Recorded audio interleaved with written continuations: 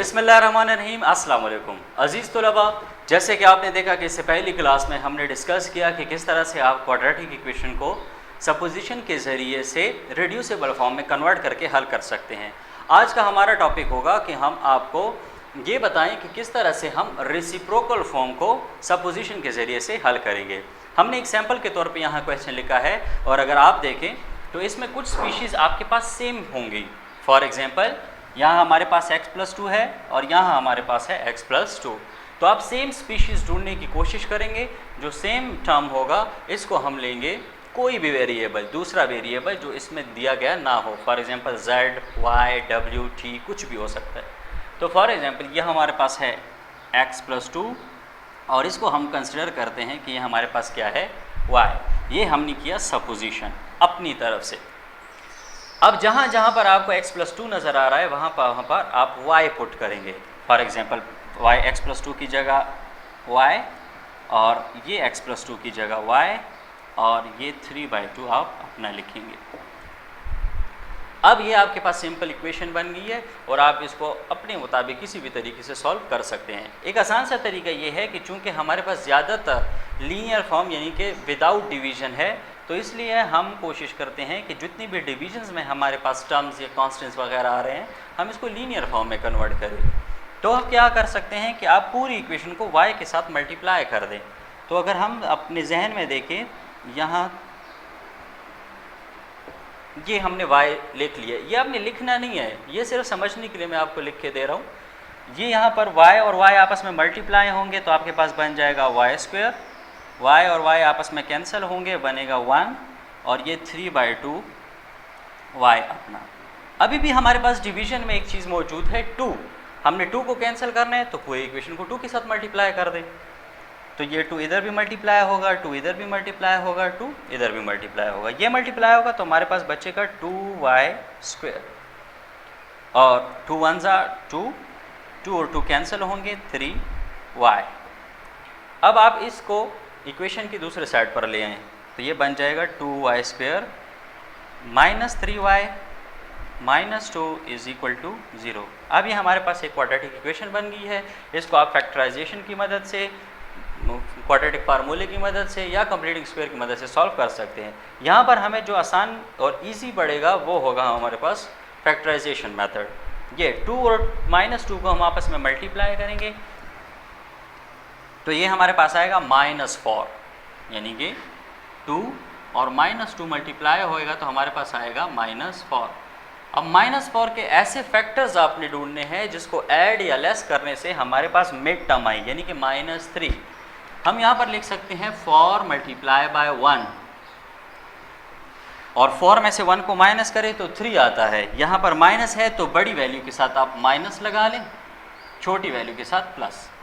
तो ये बन जाएगा 2y² minus 4y plus y minus 2 equals 0। ये आपके पास पेयर बन जाएगा। इसको हम ज़्यादा डिटेल में इस वजह से नहीं पढ़ेंगे क्योंकि ये प्रीवियस क्लासेस में आप पढ़ चुके हैं। तो यहाँ पर हमारे पास कॉमन है y, 2y जाएगा, यहाँ पर y बच जाएगा और यहाँ पर आपके पास सिर्फ 2। यहाँ कुछ भी कॉमन नहीं है तो आप -1 कॉमन ले सकते हैं। तो y प्लस 2, यहाँ पर सॉरी आप प्लस लेंगे क्योंकि स्टार्ट वाले के साथ प्लस है, तो ये बन जाएगा y -2। यहाँ पर आपने ध्यान किस चीज़ का देना होता है कि ये टर्म और ये टर्म आपके पास सेम आनी चाहिए। प्लस माइनस का अगर फ़र्क आए तो आप सोच लें कि कहीं पर क्वेश्चन में गड़बड़ है। उसको सही करने के लिए आप दोबारा से फैक्टर्स की तरफ जाएं और उसको रिव्यू करें कि कहाँ पर आपसे गलती हुई है। जैसे कि अभी हमने माइनस कॉमन लिया, यहाँ हमारे पास y+2 बच रहा था तो हमने दोबारा इसका रिव्यू लिया, हमें पता चला कि हमने तो प्लस कॉमन लेना था, हमने माइनस कॉमन ले लिए। तो इस तरीके से आप क्वेश्चन को सही तरीके से लेकर आगे की तरफ जा सकते हैं। y -2 आपके पास कॉमन है और ये 2y+1 आपके पास बच जाएगा। अब दो चीज़ें मल्टीप्लाई हो कि 0 का आंसर दे रही है, इसका मतलब है कि या तो ये 0 है, इधर दिस वन इज़ 0 और 2y+1 equals 0। y is equal to 2 minus है, इक्वेशन के उस साइड पे जाएगा, +2 बच जाएगा और +2 हम लिखते नहीं हैं। क्योंकि जो भी चीज़ आपके पास सिंपल फॉर्म में है 3, इसका मतलब है कि ये +3 है। और 2y + 1 = 0, 1 को उस साइड पे ले जाएंगे तो बन जाएगा -1, और यहाँ 2 हमें नहीं चाहिए, y चाहिए, तो हम इसको 2 पे डिवाइड कर देंगे। y = 1 - -1/2। ये जी दो हमारे पास सोल्यूशन आ गए हैं, लेकिन यहाँ तक हमारा आंसर कंप्लीट नहीं होता। मैंने आपको पहले भी बताया था कि आपने आंसर हमेशा उन्हीं वेरिएबल में देना है जिन वेरिएबल्स में आपके पास क्वेश्चन है। क्वेश्चन हमारे पास x में है तो आंसर भी हमें x में देना चाहिए। तो यहाँ पर सॉल्व करने के लिए आपके पास अगला क्या प्रोसीजर होगा कि आपने सपोजिशन की जगह जो चीज़ सपोज की है वो आप पुट कर दें। फॉर एग्जांपल y की जगह आपने सपोज किया था कि x + 2y है, तो इधर y की जगह आप डाल दें कि आपके पास क्या है, y = x + 2। यहाँ ये y की वैल्यू डालेंगे, यानी कि x + 2 = 2। अब यहाँ से आप x की वैल्यू निकालेंगे, x = 2 - 2, यानी कि x = 0। ये हमारे पास एक आंसर आ गया बार। अब आप देखेंगे y = -1/2। y की जगह हम लिख सकते हैं x + 2 और -1/2। हमें सिर्फ x चाहिए, इसको इधर ही रहने दें, 2 को उस साइड पे ले जाएं। x = -1/2 - 2।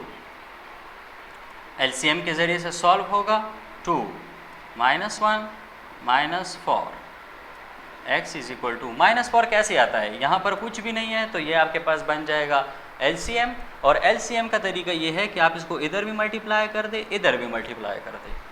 -2 और 2 आपस में कैंसिल, -1 बचा, यहाँ 2 और 2 मल्टीप्लाई, -4, तो ये बन जाएगा -5/2। जब भी दो कांस्टेंट्स के साथ सेम साइंस हो तो उस साइन को एक दफ़ा लिखेंगे और उन दोनों को आपस में प्लस करेंगे। ये अगर +1 और +4 होता तो यहाँ पर +5 का आंसर देता। क्योंकि -1 और -4 है, माइनस एक दफ़ा 1 और 4 को आपस में प्लस करेंगे। तो इस तरीके से हमारे पास आप देखें सोल्यूशन सेट आ गया है। और सोल्यूशन सेट हमारे पास क्या है, एक है -5/2 और एक है 0। तो 0 - 5/2। जो स्टूडेंट्स, तो अब आप देख सकते हैं कि अगर हम इसका रिव्यू लें तो रिव्यू इसका इस तरह से होगा कि एक टर्म आपके पास ऐसा होगा जो सेम होगा, उस सेम को आप सपोजिशन के ज़रिए कोई दूसरे वेरिएबल में कन्वर्ट कर दें, for example y, z, t, w, और फिर इसको सॉल्व कर ले फॉर y, उसी वेरिएबल का जो आपने सपोज किया है, और फिर उसी सपोजिशन में दोबारा आप वैल्यूज़ डालेंगे तो आपके पास इस वेरिएबल की, यानी कि क्वेश्चन वाले वेरिएबल की वैल्यूज़ निकल आएंगी।